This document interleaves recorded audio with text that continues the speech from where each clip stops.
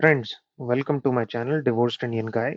दोस्तों, आज जिस टॉपिक पे मैं आपसे बात करने वाला हूँ वो ये है कि अगर आप शादीशुदा हैं या आप एक रिलेशनशिप में हैं और आपकी गर्लफ्रेंड है, तो दोस्तों अगर आप अपना सारा टाइम और एनर्जी और अटेंशन अपनी वाइफ या अपनी गर्लफ्रेंड को दे रहे हैं, तो दोस्तों इस चीज़ को मैं अच्छा नहीं मानता हूँ।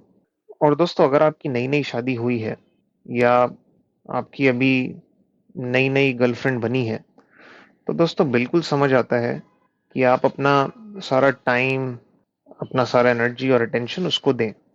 पर अगर आपकी शादी को या आपके रिलेशनशिप को 2 साल से ज़्यादा हो चुके हैं और तब भी आप अपना सारा टाइम और एनर्जी अपनी वाइफ और अपनी गर्लफ्रेंड को दे रहे हैं और आपकी पूरी लाइफ उनके आसपास ही घूमती है, आप आप दिन रात उन्हीं के बारे में सोचते हैं, अ, आपका सारा मेंटल स्टेट या आपका सारा सुख दुख उन्हीं से जुड़ा हुआ है, तो दोस्तों इस चीज़ को मैं गलत मानता हूँ।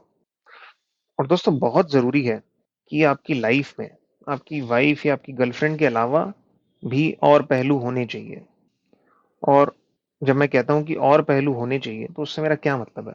तो दोस्तों उससे मेरा मतलब है कि एक आपकी वाइफ और आपकी गर्लफ्रेंड के अलावा ऐसी और चीज़ भी होनी चाहिए जो आपकी लाइफ में चल रही हैं। जैसे कि शायद से आपको कोई स्पोर्ट्स खेलने का शौक है, शायद आपको क्रिकेट खेलने का शौक है, तो आप क्रिकेट खेलते हैं।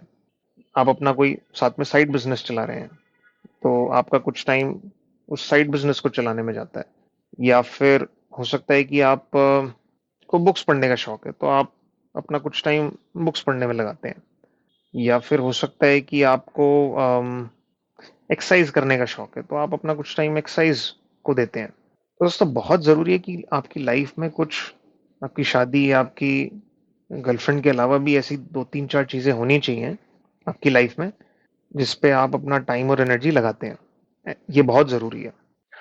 दोस्तों अगर आपकी जो वाइफ या आपकी गर्लफ्रेंड है, वो ही आपका आपकी लाइफ का सारा फोकस है, तो दोस्तों उससे क्या होगा कि अगर आपकी शादी में या आपके रिलेशनशिप में थोड़ी भी चीज़ें नीचे डाउन जाती हैं, तो वो आपको बहुत ज़्यादा इफ़ेक्ट करेंगी नेगेटिवली।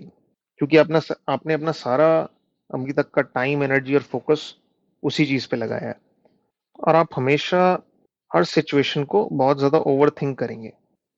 अगर चीज़ें डाउन नहीं भी जा रही हैं, तो भी आपको माइंड में ऐसा लगेगा कि यार, आप उसको ओवरथिंक करेंगे और आपको लगेगा कि चीज़ें डाउन जा रही हैं, जबकि एक्चुअल में चीज़ें डाउन नहीं जा रही हैं।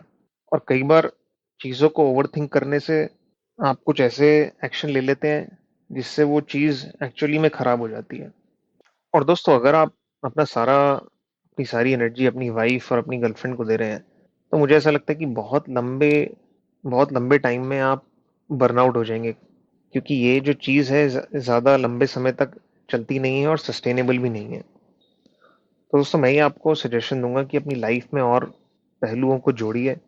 और अगर आपका डिवोर्स हो चुका है, तो कुछ समय लीजिए और अपने जीवन में और चीज़ों को ऐड कीजिए। और अपनी शादी और अपनी वाइफ या अपनी गर्लफ्रेंड को कभी भी अपनी लाइफ का सेंटर मत बनाइए। बिल्कुल समझ आता है अगर आपकी नई शादी हुई है, नया रिलेशनशिप है, पर बहुत लंबे समय तक मैं कह रहा हूँ, अपनी वाइफ या रिलेशनशिप को अपनी लाइफ का सेंटर मत बनाइए। और अगर आपका डिवोर्स हो चुका है, तो इस टाइम को यूज़ कीजिए, अपनी लाइफ में और पहलुओं को जोड़िए। Thank you.